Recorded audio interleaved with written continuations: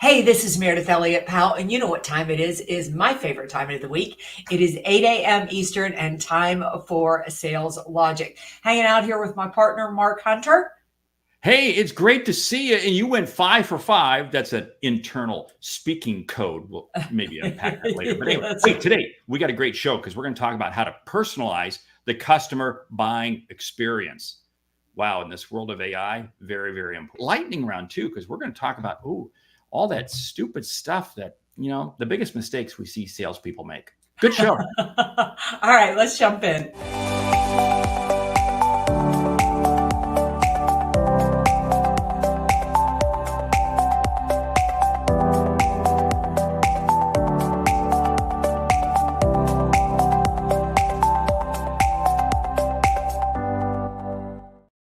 Hey, welcome back to Sales Logic, the show where we dive into the strategies, discuss the steps, everything that you need to know to sell logically. Now, listen, Mark is going to tell you what we've got on tap for today. Before we do, I always like to tell you how the show works because we want to invite you, the audience, to submit a question. We kick every show off all about you, answering your questions, making you more effective in the sales arena. We cover a hot topic, we recommend a book, and we have a lightning round. But Mark, before you dive into the show today, we got some big news, right? I mean, we've had the website, the mastermind's on fire. Talk a little bit about that. Yeah. Hey, the mastermind, it's easier than ever. Just jump out to saleslogicpodcast.com and you're going to see right there how to get into the mastermind group. And it's really rocking and rolling. We've got the Sales Logic brain. We've got the whole vault in there. We've got the Sales Logic system that Mayor and I are working on right now. A lot of cool stuff. And the community has really come together. It's real. So you really got to get involved. You got to join. It's a game changer because, you can't do sales alone. Sales is a team sport. And what a great team to be on. So, hey, let me explain. Today's show. Our topic today, personalizing the customer buying experience. Think about that for a moment. How well are you customizing the buying experience? Not you, Meridith. I'm talking to the audience. Anyway, hey, the question comes from Serena in Fort Myers. She says, I feel like everywhere I turn and everything I read these days, sales gurus, I wonder if she's talking about us, I hope not, are talking about personalizing the customer experience. Is that different than what we have been doing for years? How important is it in sales today? And what do I need to help my team learn these skills? I think the most interesting part of that question is that different than what we have been doing for years? And here's kind of what I think is that, I am so old that when things started out, we had a lot of ability and flexibility at the local level to truly customize the experience. Because I was in Rotary with you, Mark, if you needed something, even though I worked in a corporation, I had the ability to do that for you. And then somewhere around the 90s and early 2000s, they centralized all of that. And they took away all our ability to really personalize the experience. Now that has come back into fashion, but the thing that has made it different now is that with technology, we have so much ability to learn about our customer. Data is really something that is changing the sales game and giving you the ability to truly personalize the experience. So I think it's, I don't want to lose the human touch of it. And if you have the ability to personalize the experience, it's not that different than what you have been doing, but now it's time to go just a little bit deeper. Well, what's interesting is we have got all this information available to us, but what I find so fascinating is that there are all these tools that allow us to speed everything up and do more. It's like, hey, if I could have made one phone call, think about now I can send 1,000 emails. Now I can send 10,000 emails. So because of AI, because of all these tools, because of everything out there, there's this ability that we can almost unpersonalize it because we're mass producing it. And I think this is what's causing us to say, hey, we got to become more personalized than ever. If everybody's doing a yin, we got to do a yang. And the yin is, how many emails do you get a day that you can tell was sent to 1,000 other people? We get dozens of them a day. It's that personalized message. It's that personalized communication. That's what our goal has to be. So if you want to stand out in a crowd, Personalizing is the way you stand out. Yeah, Bryn, thank you. You said what I was trying to say so much more Yeah. succinctly and so much more eloquently. I think it's easier to customize the experience at scale, but it's the same concept. Absolutely. Here's the thing. I think personalizing the customer experience is a really simple way for a very complex issue. So typically when you say personalize the experience, you're thinking about doing something that Mark says that I know him and I understand him.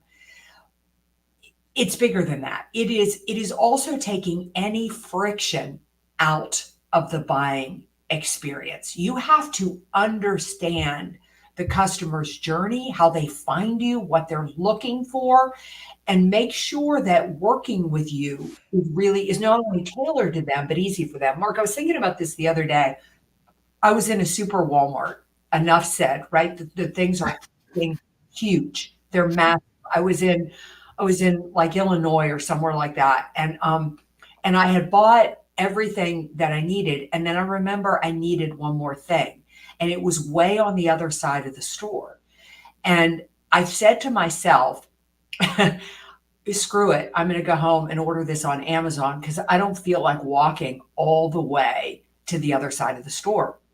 And I think when it comes to personalizing the customer experience, Amazon is sort of the goal. They have made it so ridiculously easy to buy that we tend to choose them over the competition. I'm not proud of any of that. I'm not proud that I was in a super Walmart. I'm proud that I walk across the building.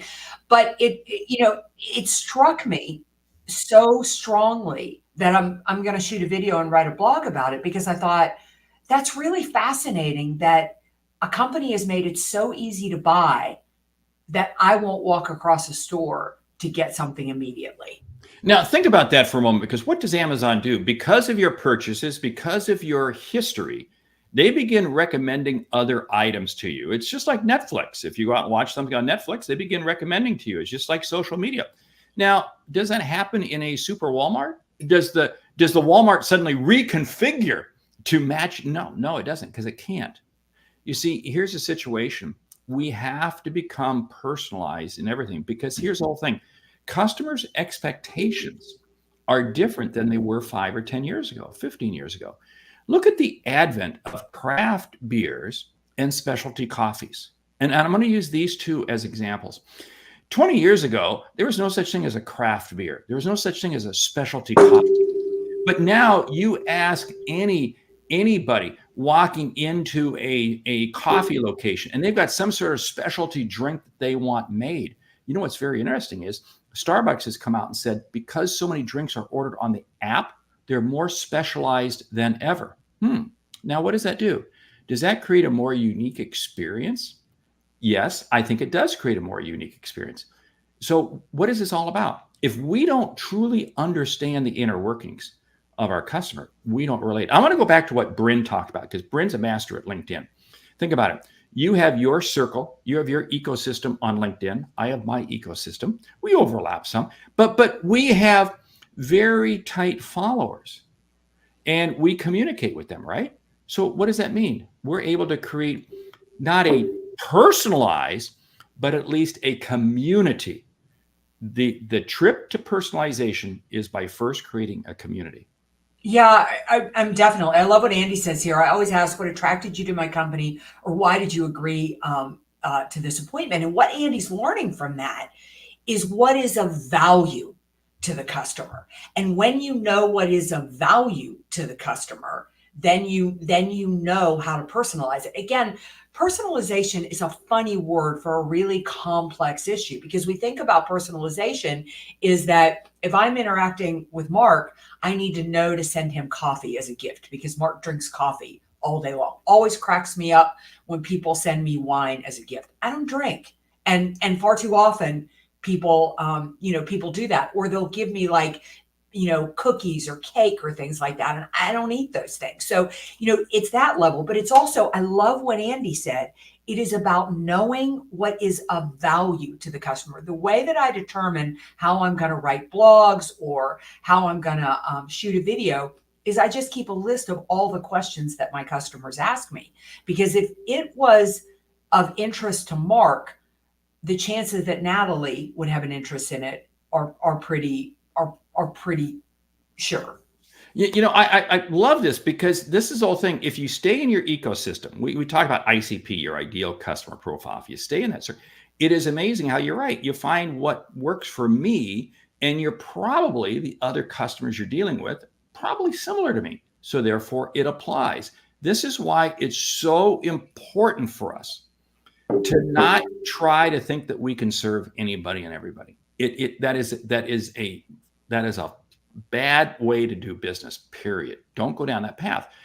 The tighter we become in understanding who our customers are, and the more we stay in that circle, the more personalization we can deliver. Because again, we learn from each other, from all the customers that we're servicing in our circle.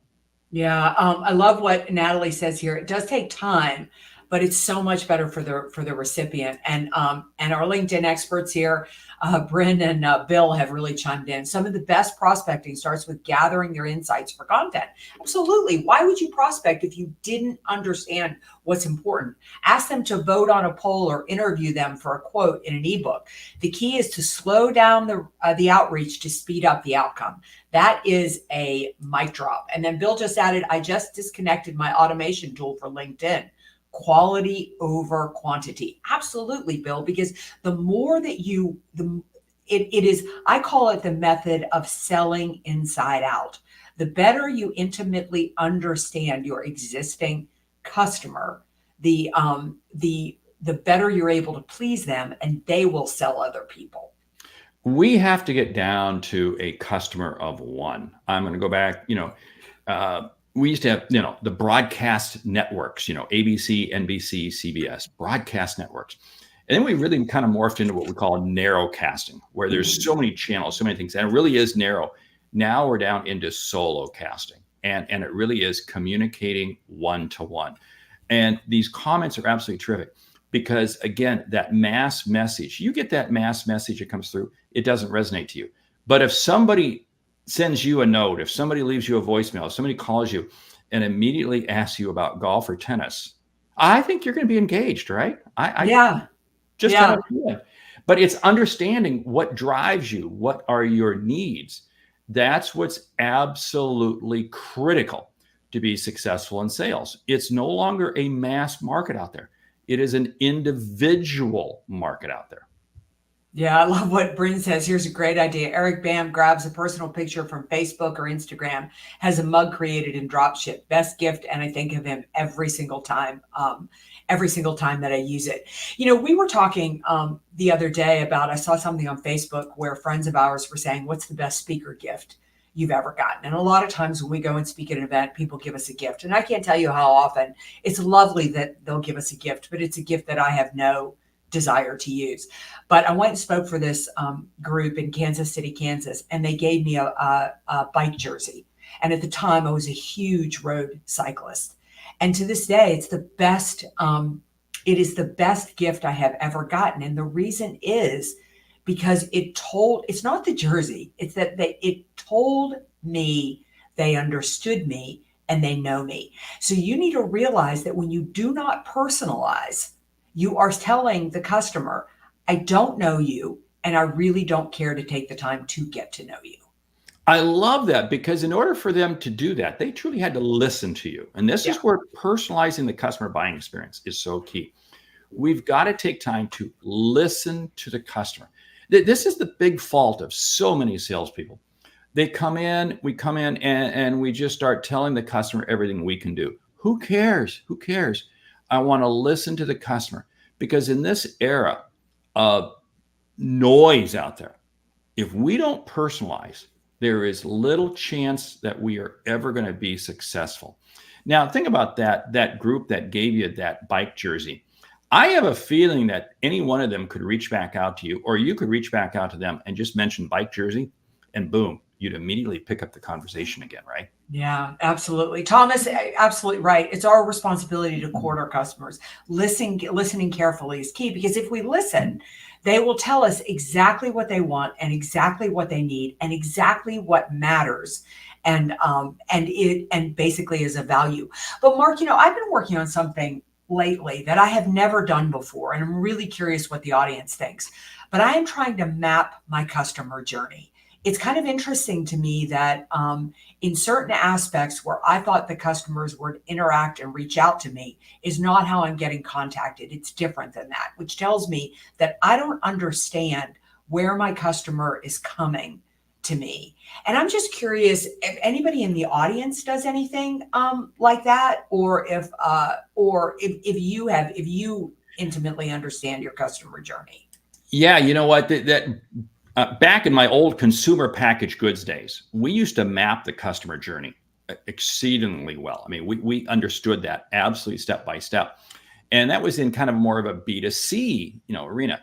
In B2B, we don't do that. And you know what? I think we need to. I think we need to really understand, because how we think the customer is finding us is not necessarily how. I mean, just because a customer was, I had a gentleman, good size sales team. They reached out to me on my website. Now, is that where the customer journey began? No. And talking with him, the customer journey began because he had been listening to our podcast, been following me for several years, and then their sales team went through a dramatic change, downward spiral, and he reached out. So where did the customer journey begin? The awareness began because he began following me, but the trigger point was that the sales team went through a downward spiral. That means that communication just happened to be he responded and connected to me on the website. But see, we would naturally think it's the website, but no, it's actually further back. And you got to understand what is the thinking of the customer before they contact you. Yeah, absolutely. Andy, I want to make a comment here because you're absolutely so right. If everybody asks about golf, there's no personal attachment. I think what Mark meant was that if somebody were reaching out to me, they would talk about golf or tennis, because those are really my passion. And like if you reached out to our friend Mary Kelly, who's in our mastermind, you would talk about wine or dogs, because those are the two things that, other than her fiance, those are the two things that Mary loves more in life. So it's absolutely about knowing this. But here's the thing about this customer journey is that I think this is, by not understanding this, and Bill, I love that you and I are on the same page, so maybe we can continue to talk about this. I'm embarrassed to say that for my own business, I have never mapped my customer's journey. Certainly I ask, where did you hear about me? Where did you find out about me? But that certainly isn't understanding how customers are getting to me. And without understanding where they're getting to me, I don't understand where to put more content. I don't understand where to be more visible. I don't understand if I have made the path challenging to get to me, or I have made it easy to get to me. I don't know where people opt out. I don't know where they opt in. I don't know what content they're really looking at. I mean, I track that on my website. I look at my data every month to see what blogs got traction or what videos got traction, but I don't piece it together. And I feel like if I could do that, I would have the story of my customer. And if I had the story of my customer, I can intimately understand them, and I can make getting to me a better experience, a more valuable experience, and a less frictionless experience. Yeah. Bill, I love what you're saying. Bill's a member of our mastermind group, the Sales Logic Mastermind Group. And I love this because if you think about it, we're really kind of tying in marketing and sales. And I don't care if you're a solopreneur or a company, if you think about marketing, you know what we do on LinkedIn, we do on social media. That's kind of a marketing presence. We have email lists, we have those types of things. But again, it's targeting and getting tight, getting very specific. And this is absolutely key. And again, it comes back to, we personalize the experience, not when we think it's personalized, but when the customer thinks it's personalized. I'm going to go back to what Andy said real quick regarding golf. You're right. If we just mention golf, to Mary, well, everybody talks about golf from there. But if they talk about a specific tournament that's going on this weekend, and the third round and who made the cut, something of that nature. What does that do? That automatically says, this person understands golf more than just golf. They understand what's happening in golf. And I think this is the key thing. Personalizing is not being on a subject, but being intimate to the subject. Well, let me tell you this, though. I think that you can just mention golf to me. And here's no. Let me tell you why and why that's personalized. I was speaking at an event, and a gentleman came up to me. I just walked in the room. I'm the speaker. He sees me from a picture and recognizes I'm the speaker. And he said, "What's your handicap?"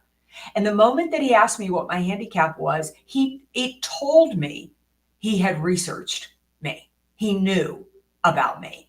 And let me tell you, the emotional connection to him at that point was much stronger. Now, I mean, he didn't know if I was a good golfer or a bad golfer. He didn't know if I golfed every day or I golfed once a month. He didn't know. But that immediate connection said, you took the time to learn something about me. And I think that's where the personalization begins. But I think where the power is, and Bill, you and I are going to sync up on this, because I'm a little obsessed right now with mapping the journey, because where I think I am in personalizing the process, I think I do a good job with knowing my customer on the surface with what they tell me. I'm not going into the data of understanding how they buy, and where they look for information. That to me is the future of personalization. That's so critical, because you can't do that broadly. You've got to do that tightly. So it absolutely means that we have to be in a tight circle. And that really takes and sets up beautifully the book we've chosen for this week, How Clients Buy, by Doug Fletcher and Matt McCacken. And I'll tell you what, this is an excellent book for you to dive into, because it's going to help you really understand how do customers, because we got to get to their side of the desk. If we're not on their side of the desk, we have no chance. So I think, hey, this great conversation this morning. Yeah. So what is the lightning round, Mark? Lightning round. Are you ready? Oh, this is a fun one. 10 biggest mistakes you see salespeople make. Well, number one, let's just keep with the theme. They don't personalize the experience. I can tell you how many people reach out to me on LinkedIn and ask if I have ever thought of publishing a book. Just so the audience knows, I am on book number 11 as we speak. Well, there you go. So, okay. I don't know. Have you written a book? No. Hey, I'm going to say you make one phone call, they don't respond, so they must not be interested. Yeah. I think that I think a big mistake that salespeople make is that they spend way too much time talking. They dominate the conversation and don't understand the importance of listening. They show up and they tell the customer, hey, this is everything we can do. They walk through and they give them an unbelievable presentation of everything. Big mistake. Number 5 is, I would say that they do not customize the sales presentation. And what I mean by that is that, you sit there through a demo when all you really wanted was slide number 52, but you had to sit through 51 slides to get to slide 52. They don't realize the importance of the sales call is the questions you ask, not the information you share. Yeah, I would say not embracing technology or new techniques or being innovative and cutting edge. I'm surprised you haven't said this already, so I'm going to steal it from you. Follow up. They don't follow up. They just don't follow up. Yeah. I would say that they don't do the research. They go in. Number 8 is that they go in and they ask questions that, quite frankly, had they done a little bit of research, they could have found out already. And it signals to the customer they've wasted the customer's time. Number 9, they're chasing a shiny object. This is a customer they should never be dealing with to begin with, but for some reason, they're reaching out to them. Yeah, they overpromise, way overpromise. Tell the customer that they can do things that they cannot do. Wow. Hey, with that, we want to say thank you for listening to Sales Logic this week. If you like what you hear, subscribe, rate, and review the show on your favorite podcast app. Something we've said has earned you $1. Hey, consider telling a friend about our show, because it's how we grow when we help you grow. I'm Mark Hunter. And I'm Meridith Elliott Powell. Remember, when you sell with confidence and integrity, all of this uncertainty suddenly becomes your competitive advantage. And the sale becomes logical when you join the Sales Logic Mastermind. Well, that's probably the stupidest thing salespeople do. They forget to join the Sales Logic Mastermind. Listen, take a look at the brand new website. It's had a facelift. Go out to saleslogicpodcast.com. Thank you as always for being the most amazing audience ever. We'll see you right back here next week, 8 a.m. Eastern, for another episode of Sales Logic.